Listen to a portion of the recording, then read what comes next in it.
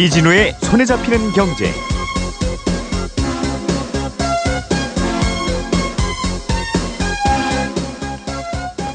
안녕하십니까, 이진우입니다. 손에 잡히는 경제가 뽑은 오늘의 숫자는 64대 1입니다.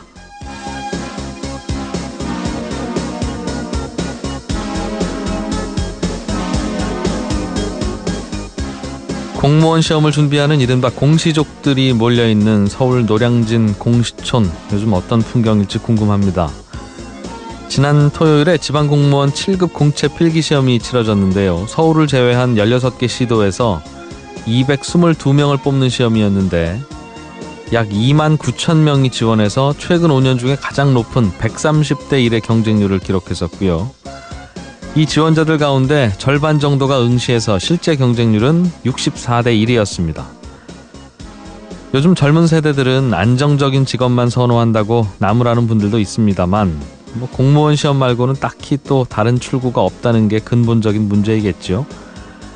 재정학연구라는 학술지에 최근 실린 서울대 주병기 교수팀 논문을 보니까요. 본인의 노력으로 성공하는 소위 개천에서 용이 나는 사례들이 최근 10년 사이에 절반 이상 뚝 떨어졌다는 연구 결과도 있더군요. 개인이 선택할 수 없는 사회경제적 환경의 차이를 나중에 극복하는 일이 점점 어려워지고 또 양극화가 심해지면서 교육을 통한 신분 상승의 희망도 사라지고 있다는 건데요. 정부가 앞으로 5년 동안 공무원 선발 인원을 계속 늘리겠다고는 했지만 지금처럼 기회 불평등이 더욱 심해진다면 이 공무원 시험 경쟁률은 더 높아지면 높아졌지 결코 낮아지지는 않을 것 같습니다.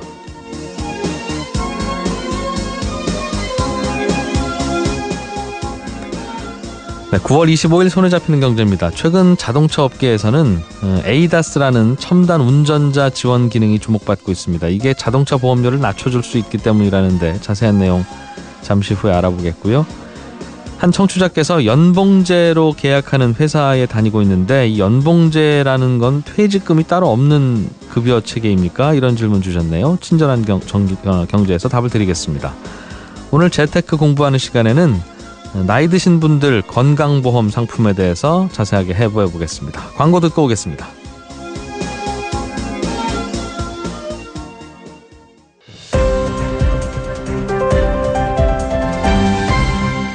이진우의 손에 잡히는 경제. 네, 주말과 오늘 아침까지 나온 경제 뉴스들 중에 중요한 것들 좀 점검해 보겠습니다. 한국경제TV 김치영 기자 나오셨습니다. 어서 오십시오. 네, 안녕하세요. 우리나라의 고용 탄성치가 최근 6년 사이에 계속 저조한데 이번 해에는 더 낮아졌다. 최근 6년 사이에 최저치라는 뉴스가 있던데요. 네네. 이 고용 탄성치라는 게 뭡니까? 경제가 성장하는 것하고 고용률을 비교한 것이다 이렇게 보시면 되는데요. 다시 말해서 경제 성장률이 그대로이더라도 고용이 좀 많이 늘었다면 탄성치라는 건 좀 높게 나오게 돼 있고요. 반대로 경제 성장률이 좋은데도 불구하고 고용률이 좀 줄었다라고 하면 이 탄성치는 떨어지게 돼 있습니다. 그럼 고용 탄성치가 요즘 낮아지고 있다는 건 네. 경제 성장하는 거에 비해서 새로 일자리 늘어나는 건 별로다. 예. 이 말인 거죠. 예, 그런 얘기고 만약에 경제가 덜 성장했다 그러면 고용은 그만큼 더 줄었다 이렇게 볼 수도 있는 것이고요. 예. 어쨌든 간 현대경제연구원에서 이 한국은행하고 통계청의 자료를 이용해서 고용 탄성치를 조사를 했는데요. 지난해 0.412가 나왔습니다. 이게 고용률을 경제 성장률로 나누는 것이거든요. 예. 글로벌 금융위기 직후가 2010년도에 0.211이 최근 6년 내 가장 최저치였는데 그걸 제외하면 지난해가 가장 낮았다 이런 얘기고요. 2012년도 한때 이 고용 탄성치가 0.784까지 오른 적이 있었습니다. 그 이후에 지금 2013, 14, 15, 16까지 계속 떨어지면서 네. 결국에는 지금 0.412까지 왔다고 됐다는 얘기니까 우리나라 경제 성장률이 최근에 계속 둔화 상태잖아요. 2% 뭐 중후반대에서 움직이는 상황인데 그렇다라고 하면 경제는 좀 침체되어 있는 상황에서 고용시장은 계속 안 좋아지고 있었다 이렇게 봐야 될 것 같습니다. 예. 경제가 10만큼 성장하면 고용은 4 정도밖에 성장 안 하더라 이 말인데 네네. 예, 고용 탄성치가 0.4라는 말은 이걸 어떻게 해석해야 되나요? 그러면 경제가 성장하는 만큼 사람을 고용하지 않는다는 건 기존 인력 가지고 어떻게든 버티고 있다라든가 또 뭐 기존 인력이 굉장히 열심히 일한다든가 네.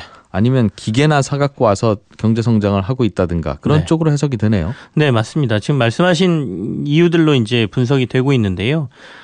경제 위기가 계속 있다, 뭐 위험하다 이런 얘기가 계속 도니까 기업들 입장에서 투자가 좀 꺼려지는 것이죠. 그러니까 투자가 위축되면서 고용이 덜 늘었다 이렇게 볼 수도 있는 것이고요. 예.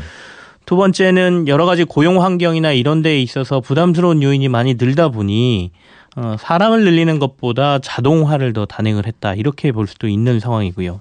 실제로 경제가 크게 성장하지 못하면서 고용도 많이 늘지 못했다. 이 세 가지 요인이 전체가 한꺼번에 작용을 했다 이렇게 볼 수가 있는데요. 근데 최근에 이제 경제학자들이 좀 주목하는 것 중에 하나가 예전에 비해서 이 고용 탄성치라는 게 계속해서 조금씩 다운되고 있다는 겁니다. 예전에는 만약에 경제 성장률이 1% 올랐다 그러면 예를 들어 고용 탄성치가 뭐 5나 0.5나 0.6 정도 됐다라고 하면 네. 요즘은 1% 오른다 하더라도 뭐 0.2나 0.3 정도밖에 안 된다는 것이죠. 그래서 당연히 경제가 성장하면 고용은 는다라고 생각했던 전통적인 경제학 이론들이 네. 좀 맞아떨어지지 않는 현상이 벌어지는 것 아니냐라는 얘기가 나오고 있고요. 최근에 비근한 예로 미국 FOMC 회의에서 경제는 지금 분명히 좋아지고 있는데 물가가 오르질 않아요라고 지난번에도 한번 앨런이 얘기를 했거든요. 네. 그러면서 이유를 좀 보고 있습니다. 지난번에 이렇게 얘기하고요. 지난주에는 물가가 안 올라요 그러면서 저도 잘 모르겠어요라고 대답을 했거든요. 근데 네. 그것도 어떻게 보면 경제가 성장하면 돈을 좀 많이 풀게 되고 고용도 늘고 하면 돈을 더 쓰게 되니까 물가는 좀 오르게 되고 네. 이 경제학 이론이 잘 안 맞는다는 얘기거든요. 그게 결국에는 최근에 있는 여러 가지 뭐 산업혁명이라 그럴까요? 4차 예. 산업혁명이라 그래서 뭐 기술이 여러 가지. 발달되고 뭐 고용도 같이 해버리고 뭐 공유경제라고 해서요. 그런 것들이 좀 영향을 미친 것 아니냐 이런 얘기들도 같이 나옵니다. 경제학자들도 이거와 관련해서 고민들을 많이 하더군요. 궁금해서 왜 예, 그런 일이 그렇습니다. 벌어지는지. 그래서 자기들끼리 토론하는 걸 들어보면 예전에 비해서 사람들이 돈을 잘 안 쓴다. 돈이 있어도 그럼 네. 어디다 돈을 쓴다는 거냐 하면 온라인 게임 같은 거 공짜 게임들을 많이 한다는 거죠. 네. 그리고 그럼 그 돈은 누가 버냐 그러면 이제 게임 회사들이 벌 텐데 게임 회사들은 예전에 비해서는 적은 인력으로 또 게임을 만든다는 거죠. 맞습니다. 그러니까 그러다 보니까 투입되는 사람 숫자도 적고 돈 쓰는 사람 숫자도 적고 그러면 이제 일자리 있는 분과 없는 분 사이의 양극화가 더 심해지겠죠. 네. 사실 저 경제뉴스 따라잡기 코너도 김치영 기자 계속 이렇게 모셔다가 듣고 있지만 네. 어느 날 김치영 기자 안 나오시고 제가 원고 정리해서 쭉 읽어드려도 뭐 청취자들이 뭐 들을만하네 이렇게 생각하면 AI가 할 수도 있죠. 이게 고용 로봇가 탄성치 나중에 떨어지는 정리해서 해줄 일이죠? 수도 있는 거 아니겠습니까? 예. 그러니까 시장이 굉장히 많이 변하고 더군다나 요즘은 그 새로운 시장이 형성되면 1등 기업이 모든 걸 독식하는 형태로 시장 점유율이 네. 바뀌거든요. 예. 그런 것들도 아마도 이 고용 시장이나 뭐 아까 말씀드린 인플레이션율이나 이런 데 영향을 미치는 게 아닌가 경제학자들이 굉장히 고민이 많은 상황이죠. 그렇겠어요.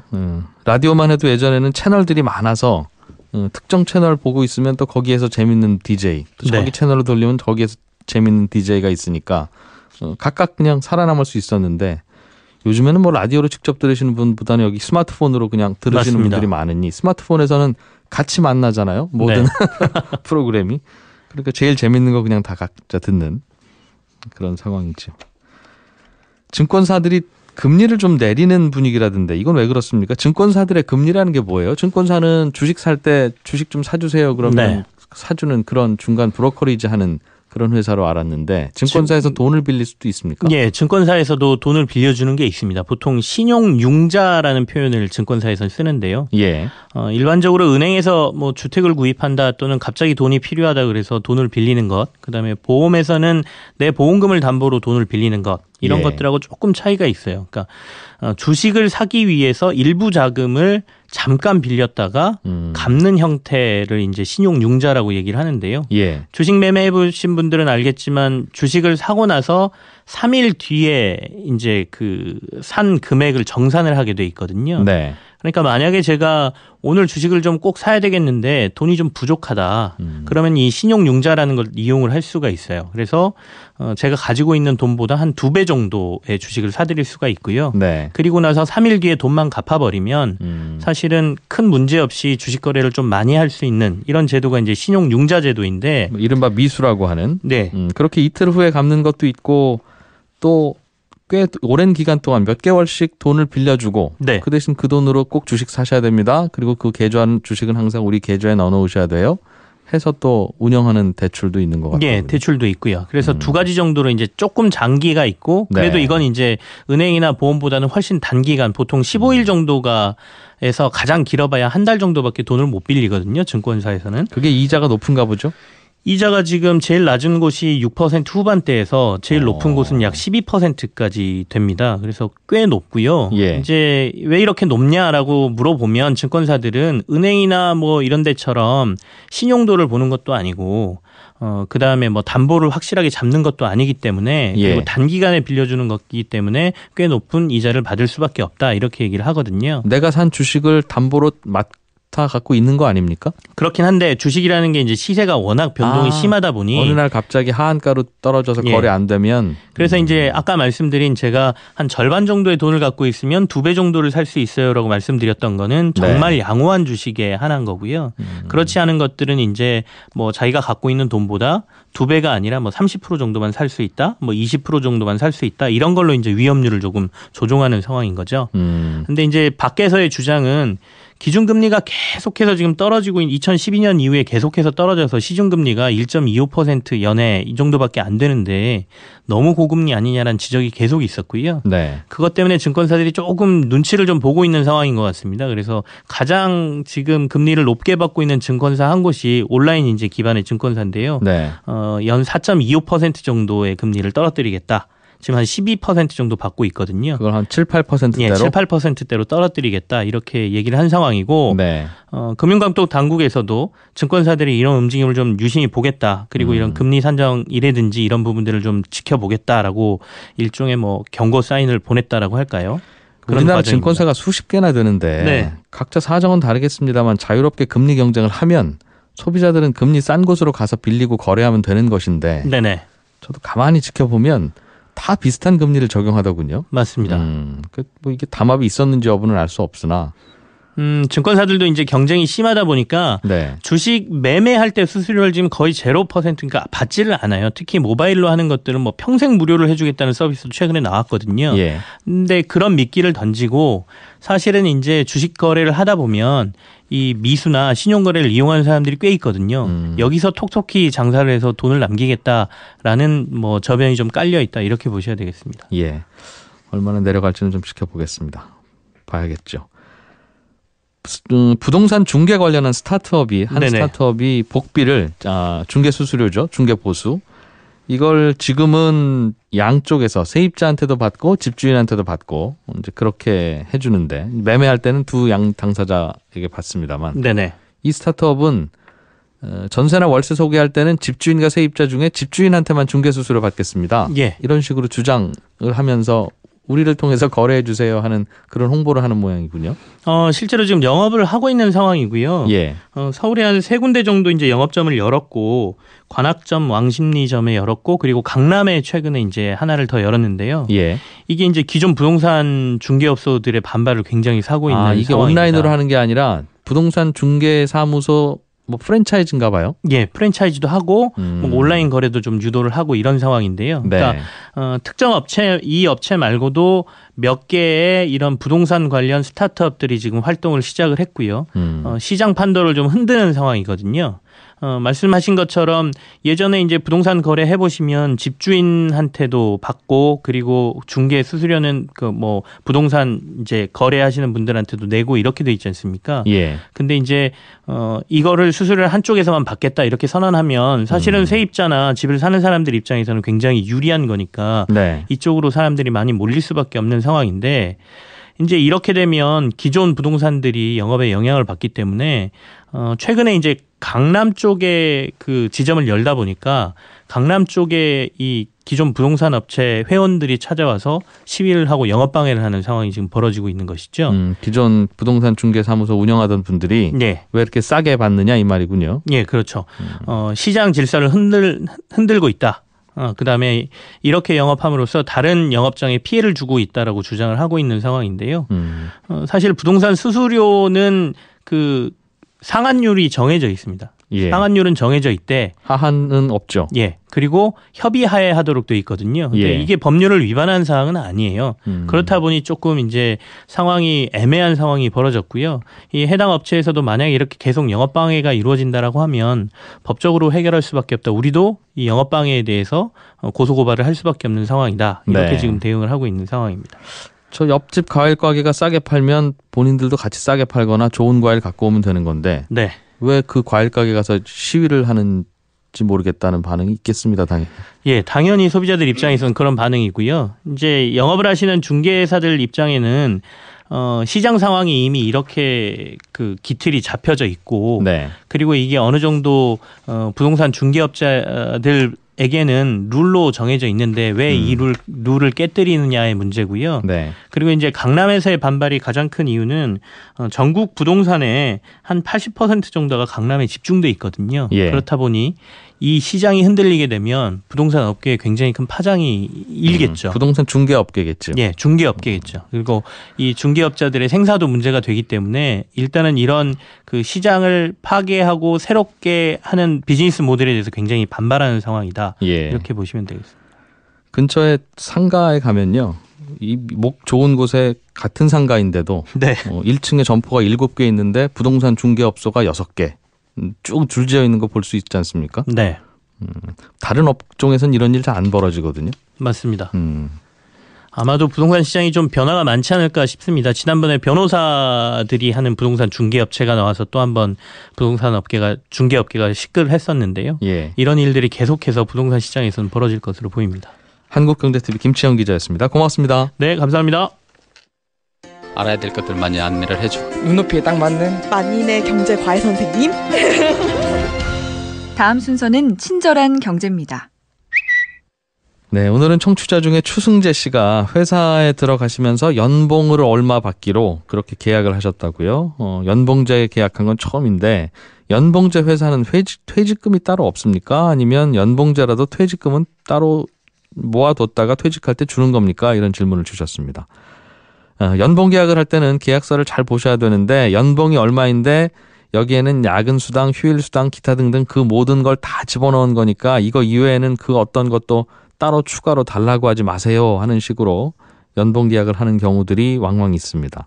그래서 야근했으니 야근 수당 주세요. 휴일 나왔으니까 휴일 근무 수당 주세요. 그러면 회사에서는 원래 당신 연봉에 그런 야근 수당, 휴일 수당 다 포함되어 있는 겁니다. 근로기준법에 야근은 일주일에 몇 시간까지, 휴일 근로는 며칠 이렇게 할 수 있다고 되어 있는데 그거 최대한으로 다 하신다고 가정하고 이미 다 계산해서 연봉에 넣고 있는 거예요. 이렇게 설명을 하고 안 줍니다. 이런 걸 포괄임금제라고 하는데 우리나라는 이런 포괄임금제라는 제도가 합법으로 인정이 되고 있는 나라여서 뭐든지 다 연봉에 포함되어 있습니다 라고 하면 그게 가능하긴 합니다. 다만 퇴직금까지는 연봉에 포함 못 시키도록 되어 있습니다. 그래서 퇴직금은 퇴사하실 때 회사에다 따로 달라고 하면 받을 수는 있는데 이게 참 애매한 것이요. 회사 입장에서는 퇴직금이요? 그동안 연봉 받으실 때 그 안에 다 들어있던 건데요. 이렇게 나올 수도 있거든요. 그래서 근로계약서에 그렇게 퇴직금도 연봉에 다 포함된다라고 써 있는 경우에는 그동안 받았던 월급에서 월급에 포함되어 있던 퇴직금을 일단 회사에 반납하고 회사는 또 나중에 그분의 퇴직금을 다시 정산해서 줘야 됩니다. 그러니까 근로자 입장에서 보면 이미 월급에 포함되어 있다고 주장하는 그 퇴직금을 월급에서 이미 받았을 테니까 회사에다가 퇴직금을 다시 반납하고 그리고 나서 또 회사에서 퇴직금을 정산해서 주게 되는 거니까 이게 퇴직금 달라고 요구해봐야 별 이익이 없게 되는 거죠.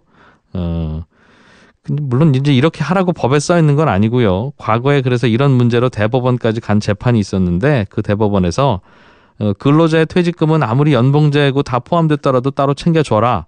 다만 그동안 근로자가 받았던 월급에 퇴직금이 포함되어 있었던 거면 근로자는 그거 다시 회사에 돌려줘라. 이제 이런 식으로 판결을 했었습니다. 그래서 결론은 퇴직금마저도 연봉에 포함된다고 계약서에 쓰면 이게 실질적으로는 포함이 돼버리는 거다 이겁니다. 하루빨리 좀 법이 바뀌어서 연봉 계약서 안에는 이 야근 수당, 휴일 수당, 퇴직금 다 포함되는 거라고 계약하는 이런 포괄임금제 좀 손 봐야 될 텐데요. 아무튼 지금은 그런 상태입니다. 친절한 경제였습니다. 손에 잡히는 경제.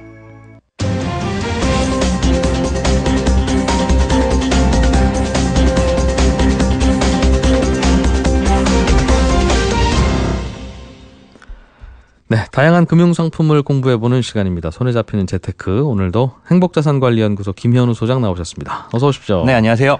오늘은 네. 나이 드신 분들이 가입하는 이른바 노인건강보험이라고 불리는 거. 네. TV 틀어보니까 광고 많이 하더군요. 인터넷에도 많이 나옵니다. 예. 그런데 이제 조만간 추석 연휴 시작되면 네. 고향에 내려가면서 이제 부모님 건강도 챙겨보고 걱정이 되다 보면 예. 부모님들 항상 하는 말씀이 이 뭐 아픈데 병원비 걱정해서 못 가는 분들이 참 많아요. 답답하죠. 예. 그러면 자식들 입장에서도 참 답답하기도 예. 하고 그 마음이 이해가 안 되는 바도 아니고 네. 그래서 보험을 하나 가입시켜 드려야 되겠다 싶은데 당연히 가입이 잘 어렵고 그렇죠. 그런 지점을 파고드는 보험 같은데 네. 건강보험이라고 부르더군요. 저는 실손보험이라는 건 알잖아요. 네, 네. 병원 가면 병원비 주는 거. 네. 건강보험은 뭡니까? 이게 사실은 정확한 뭐 보험 종목의 명칭이나 이런 것들은 아닙니다. 보통 보면 네. 질병보험이라고 보시면 되는데요. 어디가 아팠을 때 수술비를 받거나 아니면 입원했을 때 입원 일당을 받거나 아니면은 뭐 뇌혈관 질환이나 이런 노인성 질환이나 이런 것들을 겪었을 때 진단비가 네. 나오거나 이런 부분들을 이제 건강보험이라고 포괄적으로 좀 부른다라고 보시면 되고 그렇다고 해서 여기에 상해 보장이 안 들어가느냐 그렇지는 않습니다. 그러니까 우리가 직관적으로 이해하기 쉽게 네. 건강에 이상이 생겼을 때 어떤 진단비, 정액 진단비를 드린다. 그러니까 실손보험은 내가 손해본 만큼 보상을 해주잖아요. 근데 네. 이거는 그냥 명시된 대로 뭐 10,000원 드리겠습니다. 10,000원. 뭐 1,000,000원 드리겠습니다. 1,000,000원. 이런 식으로 보시면 그럼 이번에 어디 아프셔서 병원에서 쭉 다녔는데 그래서 총 병원비가 100만 원 들었다. 네. 그러면 실손보험은 그중에서 자기 부담금 1-20% 빼고 네. 8, 90만 원을 주는데 네. 이 건강보험은 뭐 10만 원을 줄 수도 있고 안 줄 수도 있고 100만 원을 줄 수도 있고 500만 원을 줄 수도 있고 약관에 정해진 대로만 주는 거죠. 알겠습니다. 어디가 불편하실 때 아무튼 보험금을 주는 거네요. 네. 그런데 이게 광고하는 거 보니까요. 예. 뭐 고혈압 같은 만성 질환이 있어도 가입이 가능하고 뭘 예. 어떻게 해도 가입이 가능하고 네. 주로 어르신들은 보험 가입하려고 보면 나이가 많아서 안 된다, 무슨 지병이 있어서 안 된다 이런 어렵죠. 거절을 많이 당하다 보니까 다 됩니다. 가입시켜 드려요 하는 거에 대해서 좀 귀가 솔깃하신 모양이에요. 네, 이게 크게 두 가지가 있는데요. 다 네. 됩니다. 일단 걱정하지 말고 묻지도 따지도 않을 테니까 가입하세요라고 하는 보험들을 보면 그 질환과 관계없는 예를 들어서 고혈압이 있기는 한데 이게 네. 골절하고는 상관이 없죠. 그렇죠. 네, 그래서 예. 골절을 보장해 주거나 아니면 암도 크게 상관이 없거든요. 보험사에서 예. 보기에는. 그래서 고혈압이 있으시더라도 가입 가능합니다라고 해서 보장의 내용을 보면 네. 암보험이거나 아니면 예. 뭐 상해보험이거나 이런 것들이 섞여 있는 게 한 가지가 있고요. 그러면 만약 그 보험에서는 네. 고혈압과 관련이 있는 제가 예를 의학 지식이 짧아서 잘 모르겠습니다만 예를 들면 뇌졸중과 그렇죠. 고혈압이 관련이 있다면 네.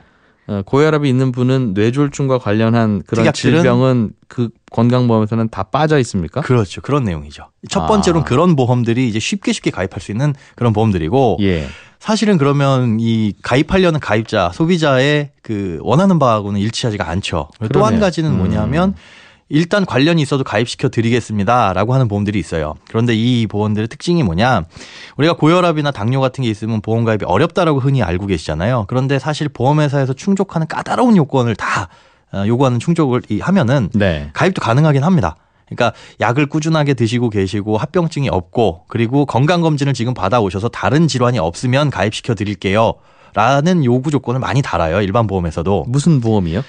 일반적인 보험이요. 노인건강보험 말고도 네. 뭐 암보험이라든가 네, 그렇죠. 실손보험 같은 것도 네, 실손보험 같은 것도 뭐 고혈압이 있다고 해가지고 다른 이제 건강보험도 적용을 이제 아예 가입을 안 하는 게 아니라 네. 받기는 하는데 예. 그런 까다로운 조건들이 있다라는 거죠. 근데 예. 문제는 뭐냐면 그 까다로운 조건을 충족하되 가장 이제 마지막에 있는 진단, 건강 진단을 받으셔서 여기서 추가적인 이상이 없으면 받아드릴게요라고 했는데 나는 자신하고 있지만 사실 중간에 나도 모르는 어떤 다른 질환이 발견될 수도 있잖아요. 네. 이렇게 되면 보험 가입이 거절됩니다. 그래서 그걸 두려워하시는 분들이 많은데 그것 때문에 거절되시는 분도 많고 그런데 네. 보험사에서 요즘에 이렇게 내놓는 것들을 보면 그런 건강상의 이상이 뭐 건강진단을 받았을 때 있을지 없을지 모르겠지만 고혈압이 있다라는 거를 저희들한테 알려주기만 하면 받아드릴게요.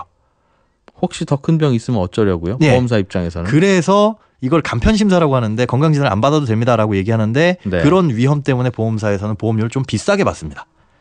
아, 심사를 까다롭게 안 하는 대신에 보험료 좀 더 내세요. 보험료를 더 받는다는 건 네. 이분은 분명히 심사하면 질병 큰 거 있으실 거야. 그렇죠. 라고 가정을 하고 조금 더 받는 비싼 거죠. 보험료를 매겨놨다는 거죠. 네. 10분 중에 한두 분 정도는 더 아프실 거야. 8분은 괜찮으실 거고. 그래서 내가 지병이 더 추가적으로 있든 없든지 간에 이런 간편심사보험들은 대부분 보험료가 더 비싸다라는 거죠. 또한 갱신형이고. 예. 갱신형이라고 하는 거에는 어떤 고민거리가 있습니까? 3년마다 한 번씩 5년마다 한 번씩 보험료가 올라가긴 하는데요. 예. 이 올라가는 인상폭도 사실상 유출을 할 수가 없고 또 한 가지 문제는 지금 연세가 많이 드셨잖아요. 예. 70세 정도에 가입을 한다라고 해서 뭐 80세 만기, 100세 만기 이런 보험들이 많이 나오고 있는데 보험료를 내야 하는 기간은 갱신형 보험료 같은 경우에는 보장을 받는 전체 기간입니다. 네. 그러니까 보통 우리가 보험을 가입하면 20년 납 100세 만기, 뭐 30년 납 100세 만기 해가지고 20년만 내게 되면 100세까지 보장을 받습니다. 이런 보험들을 가입을 하시는데 여기에 갱신형 특약이 있거나 갱신보험이다라고 한다면 그 몇 년 납이라는 게 아무 의미가 없고 만기가 되는 그 보장이 끝나는 기간까지 계속 보험료를 내셔야 됩니다. 그러니까 즉 100세까지 보험료를 내야 된다라고 했을 때 인상이 얼마나 될지는 미지수고요. 네. 그때 가서는 그런 생각도 하실 수가 있는 거죠. 야, 이 보험료가 엄청나게 비싼데 차라리 이 돈 모아서 병원비 하는 게 낫겠다라고 판단을 하셔서 정작 필요하실 때 가서는 깨실 수도 있는 위험은 있습니다. 잠깐만요. 20년 납 100세 만기라고 했으면 네. 20년 동안 내고 100세까지 보장받는다는 의미로 받아들여지는데 네, 그게 맞죠. 그런데 20년보다 더 내게 될 수도 있다고요? 다만 갱신형이라는 특약이 들어가 있으면 그 예. 특약에 대해서는 예. 20년이 아니라 100세까지 계속 혹은 그 특약이 뭐 80세 만기입니다. 요 특약에 한해서는 이라고 돼 있으면 그 특약의 만기까지는 계속 내셔야 됩니다. 갱신형이라고 붙어 있으면 그럼 내가 보험료를 언제까지 낼지는 모른다는 뜻입니까? 깨지 않는다라는 가정하에서는 그 특약이 그래요? 만기라고 되어 있는 때까지 계속 내셔야 돼요. 저는 갱신형이라고 하면 네. 20년 동안 내면서 수시로 갱신을 할 때 네. 보험료가 좀 올라갈 수는 있겠다. 20년 동안에는. 네네. 그러나 20년 동안 딱 냈으면 그만이지 그 이후에도 더 달라고 하는 게 왜 그게 가능할까라는 생각이 드네요. 갱신형이라는 것 자체가 이 네. 보험 기간 전 기간에 걸쳐 가지고 위험률이 상승하면 그때마다 보험료를 더 받겠다라는 거거든요. 그럼 보험료 다 내신 분에게까지도 전화해서 그렇죠. 20년 납 30년 났습니다. 이러면서 오랜만입니다. 그러면서 보험료가 오늘부터 내시라는 거예요. 청구서는 계속 날라오죠. 20년 납이 끝났어도 예를 들어 5만 원씩 내고 있다가 20년 납 끝나서 쭉 그런 줄어들더라도 거군요. 그 특약에 대해서는 계속 내게 됩니다. 예. 그러니까 건강보험 특히 이제 나이 드신 분들에게 주로 광고가 되는 건강보험은 뭘 보장해 주는지를 잘 판단해 봐야 되겠다라는 뜻이네요. 첫 일단. 번째로는 그렇습니다. 내가 원하는 그 보장과 일치하느냐. 엉뚱하게 혈압이 있는데 골절을 보장하면 아무 의미 그렇죠. 없다는 거고요. 극단적으로는 그렇게 표현했는데 예. 그런 것들을 세세하게 살펴보실 필요가 있습니다. 알겠습니다. 또 뭘 좀 주의해야 됩니까? 이런 보험과 관련해서. 일단 실버 전용 보험, 뭐 노인 건강 보험 해가지고 부모님이 연세가 좀 있으시니까 당연히 이런 걸 가입해야지라고 생각을 하시는 분들이 있는데 일반 보험 가입이 가능하신지 먼저 살펴보시는 게 중요할 것 같아요. 그러니까 요즘에는 보통 보험 가입 가능 연령이 일반 보험도 60세 넘어서도 가능합니다. 그러니까 70세, 75세까지 일반 보험을 받아주는 곳들이 많이 있어요. 예. 그렇기 때문에 보장의 범위는 이게 훨씬 더 넓죠. 약간 보험료가 뭐 이 간편심사보다는 싸긴 할 텐데 또 심사 과정도 까다롭긴 하더라도 네. 이런 보험을 가입하는 게 유리한데 한번 굳이 실버 보험 아닌 것도 가입하실 수 있는지를 확인해 봐라. 그렇죠. 그게 더 싸니까. 네, 그게 더 싸고 보장의 범위도 넓으니까. 예. 다만 이제 보험 상령일이라는 거. 보험회사에서 보험 나이를 계산하는 방식은 우리가 알고 있는 만 나이가 아니라 만 나이에서 쉽게 얘기해서 6개월을 일찍 계산합니다. 그래서 70세까지 가입 가능하다라고 한다면 1947년에 태어나신 분들은 올해 다 만 70세시잖아요. 예. 근데 이분들이 다 올해 가입을 할 수 있는 게 아니라 69세 6개월부터 네. 70세 6개월까지 해당하시는 분들이 보험회사에서 보기에는 지금 70세다. 그러니까 70세까지 가입하십니다. 그러면 만으로 70세 6개월까지도 가입할 수 있다는 거예요? 그렇죠. 70세 6개월까지만 가입 가능하고 70세 7개월이 되신 분들은 가입을 못 한다라는 거죠. 알겠어요. 저는 70세 딱 되는 순간이라고 생각하기도 하고 70세하고 11개월까지도 되겠다 싶은 생각도 들 수 있는데 네, 70세 11개월은 안 된다라는 것. 알겠습니다. 그냥 실손보험 있죠. 네, 그냥 예. 병원비가 3만 원 나오면 3만 원 주는 네. 뭐 그중에서 자기부담금이 3, 4천 원 혹은 5천 원 내야 된다고 하더라도 그게 제일 병원 다니시기가 편할 것 같은데. 그렇죠. 사실 뭐 병원비 아까 아까워서 무릎 아파서 가면 또 네. 무릎 병원비 하면 되고 하는 거니까. 예, 그렇죠. 우리 같은 경우에 젊은 분들은 실손보험이라는 거 있지 않습니까? 네. 그거는 나이 드신 분들은 가입 안 돼요? 이것도 70세까지 받아주시는 곳도 많아요. 보험회사가. 그래서 요것 먼저 살펴보시고 네. 특별히 건강에 이상이 없으시면은 네. 건강검진이나 이런 거 받아가지고 이상 없으시다라고 한다면 이 실손보험 가입해 두시는 게 일반 실손보험 가입해 두시는 게 제일 좋죠. 그런데 그걸 보험회사들은 네. 잘 안 받아주려고 하고 안 받아주려는 마음도 이해는 가요. 그쵸. 병원 많이 다니시니까. 네네. 그럼에도 불구하고 또 가입을 안 시켜주면 또 나이 드신 분들이 힘드니까 네. 정부에서 중간에 심판을 봐서 네. 좀 가입시켜주라라고 보험회사들한테 좀 옆구리 찌르는 그런 상품들이 있는 것 같던데. 노후 실손보험이라고 있기는 한데요. 예. 이게 나이 많으신 분들 그런데 사실상 실제로 현장에서는 가입하시기가 이게 훨씬 더 어렵습니다. 그러니까 일반 실손보험이 그러니까 오히려 불가능해요. 어려워요. 어려운 건 이해 가요. 어려운 건 각오하고 있어요. 네. 예. 그래도 가능한 곳이 있으면 알려주시죠. 가능한 곳이라기보다는 가능한 경우가 있어서 예. 이분이 정말 아프지 않고 네, 과거의 병력도 없고 네. 하신 분에 한해서 받아주시는 일부 보험사들이 있는데 이거는 케이스 바이 케이스라서 다 찾아봐야 됩니다. 차라리 일반 보험을 먼저 알아보시고 그렇다고 일반 단독 실손은 가입하기 어려우니까 네. 다른 보장하고 같이 엮어가지고 가입하시면 가입이 좀 쉬운 경우가 많습니다. 무슨 보험이라고요? 노후 실손 보험이요? 예, 노후 실손보험 말고 일반 실손보험 먼저 알아보시고 이게 안 된다라고 한다면 노후 실손보험. 노후 실손 보험 좀 가입하고 싶습니다. 이런 식으로 보험사마다 전화해서. 네네네. 알겠습니다. 행복자산관리연구소 김현우 소장이었습니다. 고맙습니다. 네, 고맙습니다.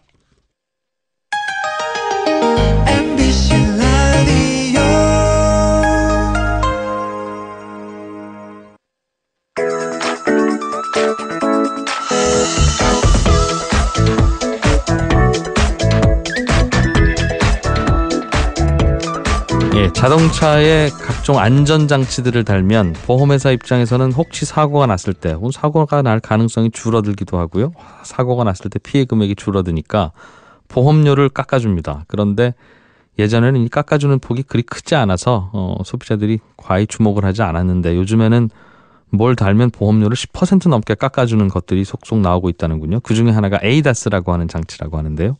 이게 어떤 것인지 좀 자세하게 배워보겠습니다. 오토타임즈의 권영주 자동차 전문 기자를 전화로 연결했습니다. 안녕하십니까? 네, 안녕하세요. 대개는 뭐 달면 깎아주는 것 중에 대표적인 게 블랙박스니까 블랙박스부터 좀 하나 좀 점검해 볼게요. 블랙박스 달면 깎아주는 이유는 알겠어요. 사고 났을 때 CCBB를 가리기 보험회사 입장에서 편리하니까요. 네. 그런데 이게 블랙박스를 달았어도 굳이 달았다고 해서 할인 받는 게 이게 네. 별로 도움이 안 된다는 얘기도 있어서요. 이게 왜 그렇습니까? 뭐 이런 얘기일 겁니다. 그 오래된 차에다가 블랙박스 비싼 거 달면 네. 자기 차 손해 담보 비율이 높아지니까 좀 손해 아니냐라는 이런 얘기인데요. 이렇게 계산하시면 됩니다.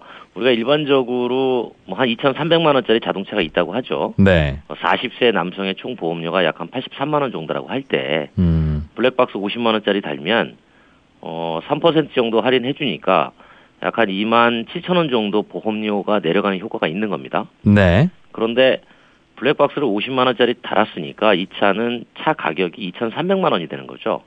원래는 2,250만 원짜리 차였는데 그렇죠. 블랙박스까지도 차값에 포함되니까 사고 그렇죠. 나면 그것도 물어줘야 되니까. 그래서 2,300만 원짜리가 되면 본인이 잘못했을 때 자동차 고장 나서 수리를 받을 때 네. 사고 나서 수리 받을 때 내야 되는 자차 보험료가 약 한 4천 원 정도 올라가거든요. 그러면 이걸 플러스 마이너스 해보면 그래도 뭐 한 19,000원 정도 나름대로 좀 유리한 셈이 되는 거고 그런데 이제 이때 뭐 차값이 오래돼가지고 네. 한 200만 원 정도밖에 안 된다. 뭐 이런 차에 100만 원짜리 블랙박스 달았다. 네. 이렇게 가정하면은 조금 손해 볼 수가 있을 텐데 과연 뭐 200만 원짜리 자동차에 100만 원짜리 블랙박스를 다실 분이 몇 명이나 있겠나라는 거고요. 또 한 가지는 블랙박스는 3년 후면은 영원으로 칩니다.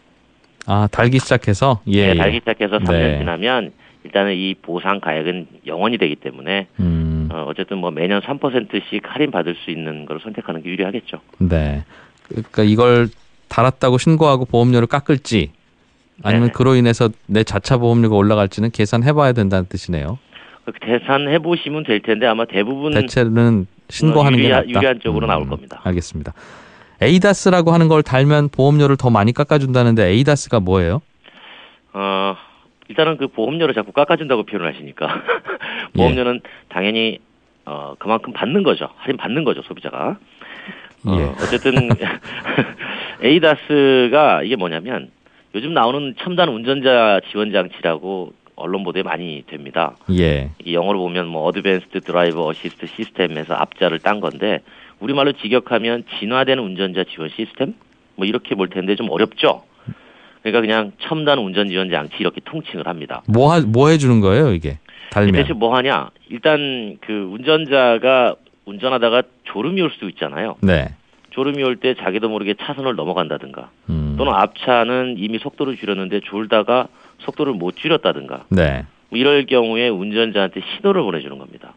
지금 경고 신호가 보내주는 거죠. 앞에 차가 지금 속도를 줄입니다. 멈춰 있습니다. 빨리 속도 줄이세요. 네. 라고 신호를 막 주거나 또는 뭐 엉덩이에 진동을 주기도 하고요. 스티어링 휠에 떨림을 주기도 합니다. 그런데 여기까지는 지원이 되는 거고 네. 나아가서 이렇게 신호를 줬음에도 운전자가 반응하지 않는다. 그러면 스스로 차를 멈춰 세우거나 아니면 바깥으로 나가려는 차선을 스스로 조향을 해서 자동적으로 안을 유지한다거나 해서 여기까지 가면 우리가 앞에 어드밴스드 첨단이라는 글자가 하나 더 붙어서 네. 첨단 운전자 지원 장치 이렇게 분류하죠. 그렇군요. 네. 그런 걸 그럼 자동차 살 때 옵션으로 달 수 있습니까? 얼마짜리예요? 되게 그런 기능을 붙이려면 자동차 살 때 어느 정도 옵션을 선택하면 됩니까? 보통 지금 자동차 회사에서 판매하는 것은 최저 60만 원에서 예. 최대 130만 원까지 만들어서 판매는 하고 있습니다. 그런데 제가 좀 전에 말씀드린 어드밴스드 첨단이 들어가는 것은 네. 기본적으로 자동차 회사가 판매할 수밖에 없는 그런 설계를 구조를 가지고 있고요. 네. 그러니까 이런 장치를 가지고 보험사가 실험을 해본 겁니다. 대체 이거 얼마나 사고 방지에 효과가 있나라고 봤더니 한 12% 정도 보험료를 내려줄 수 있을 만큼의 사고 예방 효과가 있었다라는 겁니다. 우리나라 보험사들이 실험을 해봤더니 그렇죠. 보험개발원 실험해봤더니 이거 어떻게 했냐면 예. 시속 30km로 싹 주행을 시킵니다. 그런 다음에 앞에 장애물이 있을 때 정말 서냐 안 서냐를 본 거예요. 예. 그랬더니 30km 이하에서는 대부분 멈춰 서더라는 겁니다. 그러면 아무래도 저속대 사고 가능성이 현저히 낮아지겠죠. 예. 사실 저 같은 경우만 해도 실제로 앞에 차가 있는데 천천히 저속으로 주행하다가 잠깐 뭐 하나 꺼낸다고 앞차를 추돌한 적이 있었거든요. 경미하게. 네. 그런 것들이 다 예방이 된다라는 거죠. 그러면 보험사 입장에서는 저속 추돌에 나갈 보상금이 지출이 안 되니까 그만큼 소비자한테 보험료를 내려줄 수 있는 여지가 생긴다라는 겁니다. 그게 비율이 꽤 되네요. 할인 폭이. 그렇죠. 그러면 이거는 살 때 예를 들면 자동차를 중간에서 달기는 어려울 거고 자동차를 살 때 이게 장착된 자동차를 좀 옵션 가격 한 100만 원 정도 더 주고 사야 되는데 네.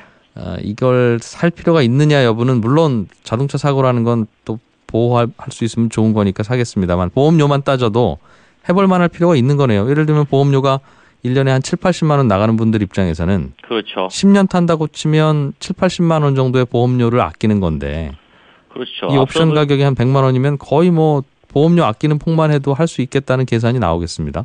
그렇죠. 앞서 말씀드린 것처럼 블랙박스도 50만 원 기준으로 저희가 계산을 했잖아요. 네. 그러니까 이거 100만 원 기준으로 계산해도 충분히 보험료 인하폭이 12%가 된다기 때문에 나름대로 충분히 도움이 될 겁니다. 그런데 또 한 가지는 뭐냐면 이게 자동차 회사가 설계했을 때에 넣는 장치는 어드밴스드가 들어가는 장치고요. 네. 그 외에 스스로 멈추지 않고 경고만 해주는 장치는 시중에 이미 나와 있습니다. 그런 제품도 대형 버스 같은 곳에 의무화를 하고 있는데 이제 그런 장치들이 장착이 돼서 사고가 줄어들면 구입 비용이 이제 보험료 인하에서 어느 정도 상쇄가 된다.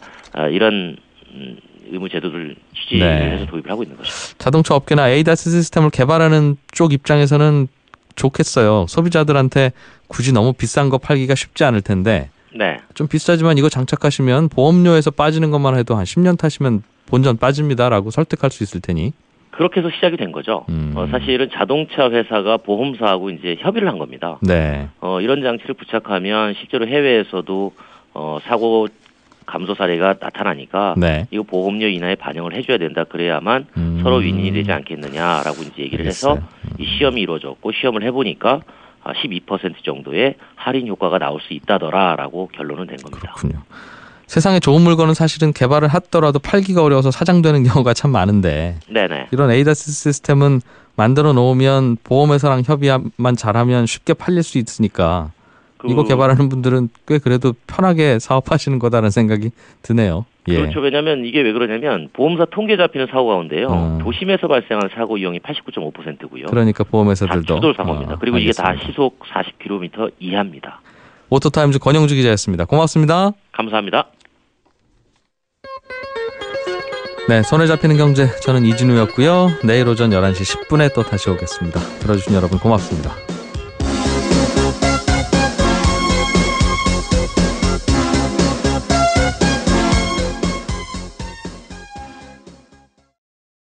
눈치를 좀 보고 있는 상황인 것 같습니다. 그래서 가장 지금 금리를 높게 받고 있는 증권사 한 곳이 온라인 인재 기반의 증권사인데요. 네. 연 4.25% 정도의 금리를 떨어뜨리겠다. 지금 한 12% 정도 받고 있거든요. 그걸 한 7, 8%대로? 예, 7, 8%대로 떨어뜨리겠다. 이렇게 얘기를 한 상황이고 네.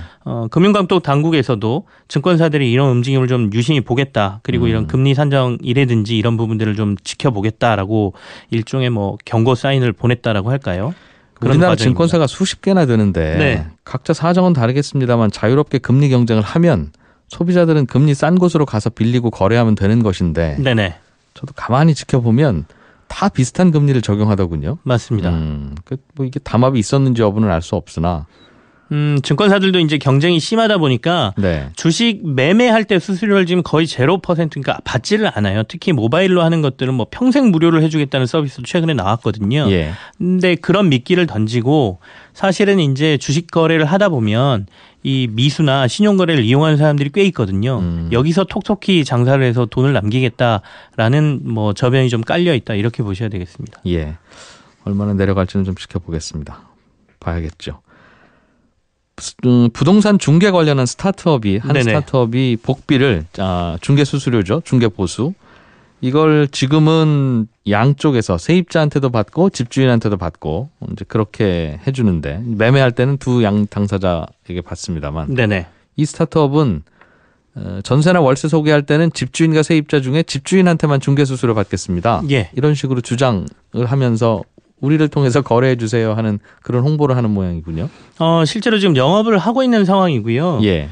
서울에 한 3군데 정도 이제 영업점을 열었고 관악점, 왕십리점에 열었고 그리고 강남에 최근에 이제 하나를 더 열었는데요. 예. 이게 이제 기존 부동산 중개업소들의 반발을 굉장히 사고 있는 이게 상황입니다. 온라인으로 하는 게 아니라 부동산 중개 사무소 뭐 프랜차이즈인가 봐요. 예, 프랜차이즈도 하고 뭐 온라인 거래도 좀 유도를 하고 이런 상황인데요. 네. 그러니까 특정 업체, 이 업체 말고도 몇 개의 이런 부동산 관련 스타트업들이 지금 활동을 시작을 했고요.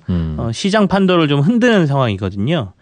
말씀하신 것처럼 예전에 이제 부동산 거래 해보시면 집주인한테도 받고 그리고 중개 수수료는 그 뭐 부동산 이제 거래하시는 분들한테도 내고 이렇게 돼 있지 않습니까? 예. 근데 이제 이거를 수수료를 한쪽에서만 받겠다 이렇게 선언하면 사실은 세입자나 집을 사는 사람들 입장에서는 굉장히 유리한 거니까 네. 이쪽으로 사람들이 많이 몰릴 수밖에 없는 상황인데 이제 이렇게 되면 기존 부동산들이 영업에 영향을 받기 때문에 최근에 이제 강남 쪽에 그 지점을 열다 보니까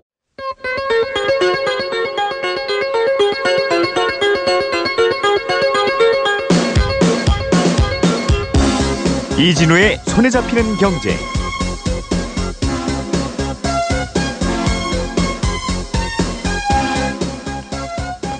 안녕하십니까, 이진우입니다. 손에 잡히는 경제가 뽑은 오늘의 숫자는 64대 1입니다.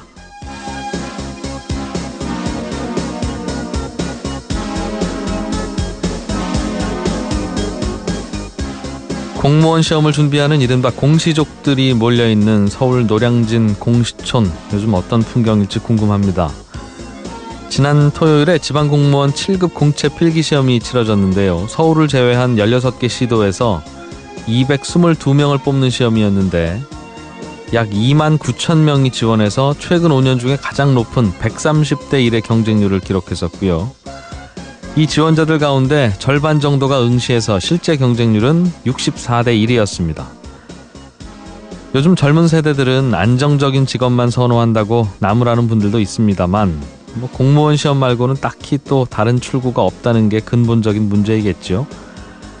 재정학연구라는 학술지에 최근 실린 서울대 주병기 교수팀 논문을 보니까요. 본인의 노력으로 성공하는 소위 개천에서 용이 나는 사례들이 최근 10년 사이에 절반 이상 뚝 떨어졌다는 연구 결과도 있더군요. 개인이 선택할 수 없는 사회경제적 환경의 차이를 나중에 극복하는 일이 점점 어려워지고 또 양극화가 심해지면서 교육을 통한 신분 상승의 희망도 사라지고 있다는 건데요. 정부가 앞으로 5년 동안 공무원 선발 인원을 계속 늘리겠다고는 했지만 지금처럼 기회 불평등이 더욱 심해진다면 이 공무원 시험 경쟁률은 더 높아지면 높아졌지 결코 낮아지지는 않을 것 같습니다.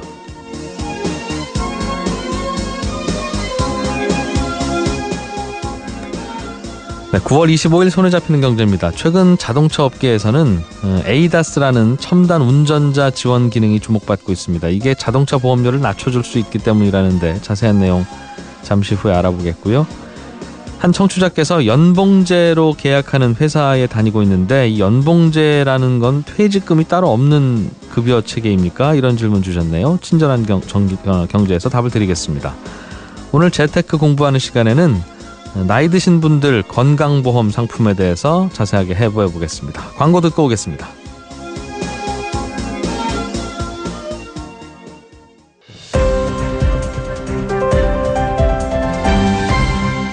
이진우의 손에 잡히는 경제. 네, 주말과 오늘 아침까지 나온 경제학자들이 좀 주목하는 것 중에 하나가 예전에 비해서 이 고용 탄성치라는 게 계속해서 조금씩 다운되고 있다는 겁니다. 예전에는 만약에 경제 성장률이 1% 올랐다 그러면 예를 들어 고용 탄성치가 뭐 5나 0.5나 0.6 정도 됐다라고 하면 네. 요즘은 1% 오른다 하더라도 뭐 0.2나 0.3 정도밖에 안 된다는 것이죠. 그래서 당연히 경제가 성장하면 고용은 는다라고 생각했던 전통적인 경제학 이론들이 네. 좀 맞아떨어지지 않는 현상이 벌어지는 것 아니냐라는 얘기가 나오고 있고요. 최근에 비근한 예로 미국 FOMC 회의에서 경제는 지금 분명히 좋아지고 있는데 물가가 오르질 않아요 라고 지난번에도 한번 앨런이 얘기를 했거든요. 네. 그러면서 이유를 좀 보고 있습니다. 지난번에 이렇게 얘기하고요. 지난주에는 물가가 안 올라요 그러면서 저도 잘 모르겠어요라고 대답을 했거든요. 근데 네. 그것도 어떻게 보면 경제가 성장하면 돈을 좀 많이 풀게 되고 고용도 늘고 하면 돈을 더 쓰게 되니까 물가는 좀 오르게 되고 네. 이 경제학 이론이 잘 안 맞는다는 얘기거든요. 그게 결국에는 최근에 있는 여러 가지 뭐 산업혁명이라 그럴까요? 4차 예. 산업혁명이라 그래서 기술이 발달되고 뭐 고용도 같이 해버리고 뭐 공유경제라고 해서요. 그런 것들이 좀 영향을 미친 것 아니냐 이런 얘기들도 같이 나옵니다. 경제학자들도 이거와 관련해서 고민들을 많이 하더군요. 궁금해서 왜 그런 그렇습니다. 일이 벌어지는지. 그래서 자기들끼리 토론하는 걸 들어보면 예전에 비해서 사람들이 돈을 잘 안 쓴다. 돈이 있어도 그럼 네. 어디다 돈을 쓴다는 거냐 하면 온라인 게임 같은 거 공짜 게임들을 많이 한다는 거죠. 네. 그리고 그럼 그 돈은 누가 버냐 그러면 이제 게임 회사들이 벌 텐데 게임 회사들은 예전에 비해서는 적은 인력으로 또 게임을 만든다는 거죠. 맞습니다. 그러니까 그러다 보니까 투입되는 사람 숫자도 적고 돈 쓰는 사람 숫자도 적고 그러면 이제 일자리 있는 분과 없는 분 사이의 양극화가 더 심해지겠죠. 네. 사실 저 경제뉴스 따라잡기 코너도 김치영 기자 계속 이렇게 모셔다가 듣고 있지만 네. 어느 날 김치영 기자 안 나오시고 제가 원고 정리해서 쭉 읽어드려도 청취자들이 들을만하네 이렇게 생각하면 AI가 할 수도 있죠. 이게 로봇가 나중에 정리해서 해줄 일이죠? 수 있는 거 아니겠습니까? 예. 그러니까 시장이 굉장히 많이 변하고 더군다나 요즘은 그 새로운 시장이 형성되면 1등 기업이 모든 걸 독식하는 형태로 시장 점유율이 네. 바뀌거든요. 예. 그런 것들도 아마도 이 고용 시장이나 아까 말씀드린 인플레이션율이나 이런 데 영향을 미치는 게 아닌가 경제학자들이 굉장히 고민이 많은 상황이죠. 그렇겠어요. 라디오만 해도 예전에는 채널들이 많아서 특정 채널 보고 있으면 또 거기에서 재밌는 DJ, 또 저기 네. 채널을 돌리면 거기에서 재밌는 DJ가 있으니까 각각 그냥 살아남을 수 있었는데 요즘에는 라디오로 직접 들으시는 분보다는 여기 스마트폰으로 그냥 들으시는 맞습니다. 분들이 많으니 스마트폰에서는 같이 만나잖아요. 모든 네. 프로그램 뉴스들 중에 중요한 것들 좀 점검해 보겠습니다. 한국경제TV 김치영 기자 나오셨습니다. 어서 오십시오. 네, 안녕하세요. 우리나라의 고용 탄성치가 최근 6년 사이에 계속 저조한데 이번 해에는 더 낮아졌다. 최근 6년 사이에 최저치라는 뉴스가 있던데요. 네네. 이 고용 탄성치라는 게 뭡니까? 경제가 성장하는 것하고 고용률을 비교한 것이다 이렇게 보시면 되는데요. 다시 말해서 경제 성장률이 그대로이더라도 고용이 좀 많이 늘었다면 탄성치라는 건 좀 높게 나오게 돼 있고요. 반대로 경제 성장률이 좋은데도 불구하고 고용률이 좀 줄었다라고 하면 이 탄성치는 떨어지게 돼 있습니다. 그럼 고용 탄성치가 요즘 낮아지고 있다는 건 네. 경제 성장하는 거에 비해서 새로 일자리 늘어나는 건 별로다. 예. 이 말인 거죠. 예, 그런 얘기고 만약에 경제가 덜 성장했다 그러면 고용은 그만큼 더 줄었다 이렇게 볼 수도 있는 것이고요. 예. 어쨌든 간 현대경제연구원에서 이 한국은행하고 통계청의 자료를 이용해서 고용 탄성치를 조사를 했는데요. 지난해 0.412가 나왔습니다. 이게 고용률을 경제 성장률로 나누는 것이거든요. 예. 글로벌 금융위기 직후가 2010년도에 0.211이 최근 6년 내 가장 최저치였는데 그걸 제외하면 지난해가 가장 낮았다 이런 얘기고요. 2012년도 한때 이 고용 탄성치가 0.784까지 오른 적이 있었습니다.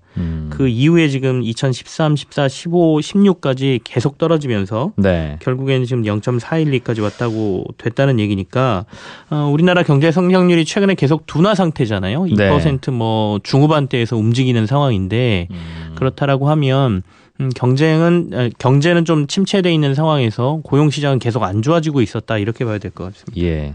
경제가 10만큼 성장하면 고용은 4 정도밖에 성장 안 하더라 이 말인데. 네네. 예, 고용 탄성치가 0.4라는 말은 이걸 어떻게 해석해야 되나요? 그러면 경제가 성장하는 만큼 사람을 고용하지 않는다는 건 기존 인력 가지고 어떻게든 버티고 있다라든가 또 뭐 기존 인력이 굉장히 열심히 일한다든가. 네. 아니면 기계나 사갖고 와서 경제 성장을 하고 있다든가 그런 네. 쪽으로 해석이 되네요. 네, 맞습니다. 지금 말씀하신 이유들로 이제 분석이 되고 있는데요. 경제 위기가 계속 있다, 뭐 위험하다 이런 얘기가 계속 도니까 기업들 입장에서 투자가 좀 꺼려지는 것이죠. 그러니까 투자가 위축되면서 고용이 덜 늘었다 이렇게 볼 수도 있는 것이고요. 예.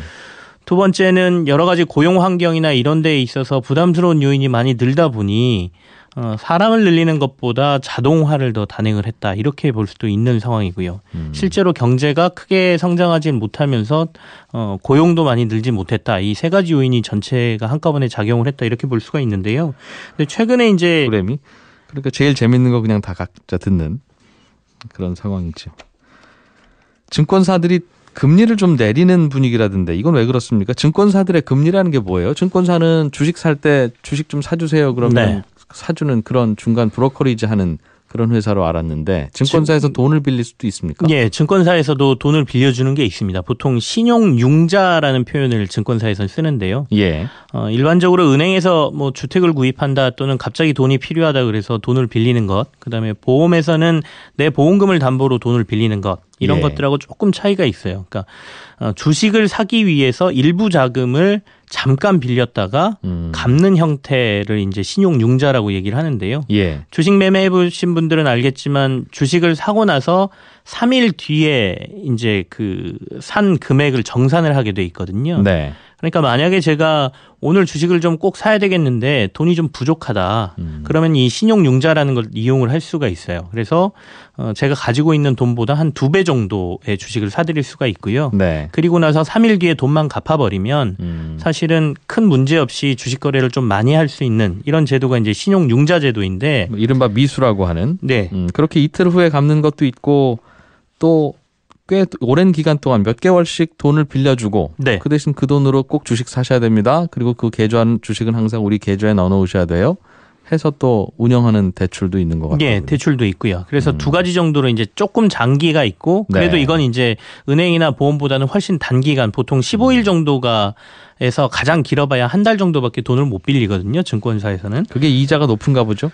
이자가 지금 제일 낮은 곳이 6% 후반대에서 제일 높은 곳은 약 12%까지 됩니다. 그래서 꽤 높고요. 예. 이제 왜 이렇게 높냐라고 물어보면 증권사들은 은행이나 뭐 이런 데처럼 신용도를 보는 것도 아니고 그다음에 뭐 담보를 확실하게 잡는 것도 아니기 때문에 예. 그리고 단기간에 빌려주는 것이기 때문에 꽤 높은 이자를 받을 수밖에 없다 이렇게 얘기를 하거든요. 내가 산 주식을 담보로 다 갖고 있는 거 아닙니까? 그렇긴 한데 주식이라는 게 이제 시세가 워낙 변동이 심하다 보니 어느 날 갑자기 하한가로 떨어져서 거래 안 되면 그래서 이제 아까 말씀드린 제가 한 절반 정도의 돈을 갖고 있으면 2배 정도를 살 수 있어요라고 말씀드렸던 거는 정말 양호한 주식에 한한 거고요.